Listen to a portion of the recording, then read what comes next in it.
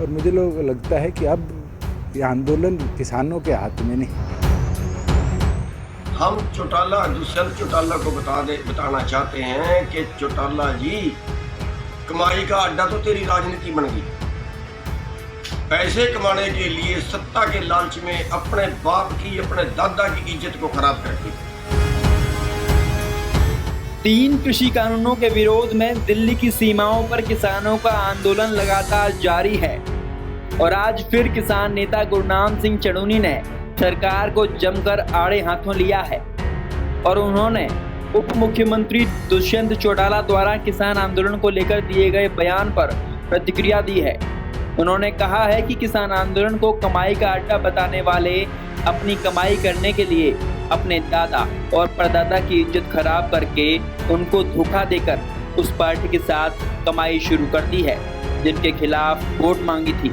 साथ ही चढ़ूनी ने खुली चुनौती देते हुए ये भी कहा है कि अगर सरकार ये कह रही है कि किसान नेताओं के हाथ में किसान आंदोलन फिसल गया है तो सूबे के मुख्यमंत्री और उप मुख्यमंत्री पूरे प्रदेश में कहीं भी कार्यक्रम करके दिखा दें और हम उसका विरोध करेंगे।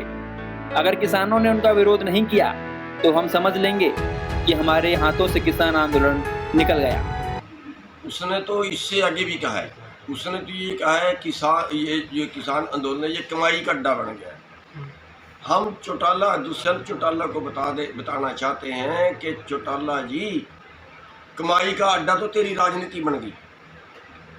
पैसे कमाने के लिए सत्ता के लालच में अपने बाप की, अपने दादा की इज्जत को खराब करके, सॉरी बाप की नहीं, दादा की, अपने परदादा की इज्जत को खराब करके उनके साथ भी धोखा करके सत्ता में चला गया। हमने जो वोट दिए थे वो किस एंटी बीजेपी दिए थे, बीजेपी को हराने के लिए दिए थे। सारे किसानों की पीठ में छुरा मारा और सारे किसानों की पीठ में छुरा मार के और गद्दी के लालच में चला गया। कमाई का अड्डा तो वो बन गया है, तेरी राजनीति कमाई का अड्डा बन गई है, राजनीति व्यापार बना ली है। बिल्कुल, जैसे सरकार की तरफ से बार बार कहा जा रहा है कि किसान नेताओं के हाथ में अब धरना नहीं रहा है, जल्द से जल्द इसको समापन कर देना चाहिए। आप देखिए, ये कहते हैं किसान नेताओं के हाथ में नहीं रहा है, हम कहते हैं मुख्यमंत्री जी प्रोग्राम रख लीजिए कहीं पे, सारे हरियाणा में कहीं पर रख लीजिए। हम किसानों को कहेंगे कि मुख्यमंत्री को घेर लो। अगर तो घेर लिया फिर तो मान लेना हमारे हाथ में है, अगर ना घेरा तो मान लेना हमारी बात नहीं मानते लोग।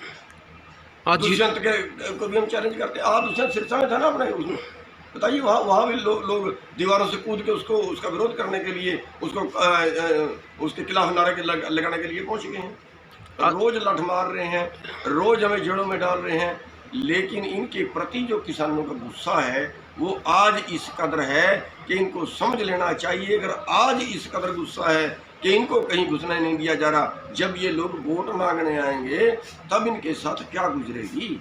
अब जरा सूबे के डिप्टी सीएम दुष्यंत चौटाला का भी किसान आंदोलन को लेकर दिया गया वो बयान आपको सुना देते हैं।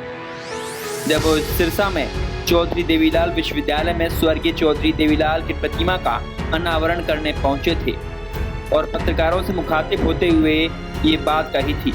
मुझे लगता है कि अब ये आंदोलन किसानों के हाथ में नहीं, ऐसे लोगों के हाथ में आ चुका है जिन लोगों को एक रोज़गार मिल गया, और रोज़गार भी इस तरह का कि वो हर रोज़ सुबह आकर एक झंडा पकड़कर विरोध करते। किस चीज़ का विरोध कर रहे हैं वो नहीं पता। मैं तो आपसे पूछता हूँ, जाइए जो आज ये काले झंडे लेके बैठे हैं, इनसे किसी फसल का एमएसपी तो पूछ के देखिए।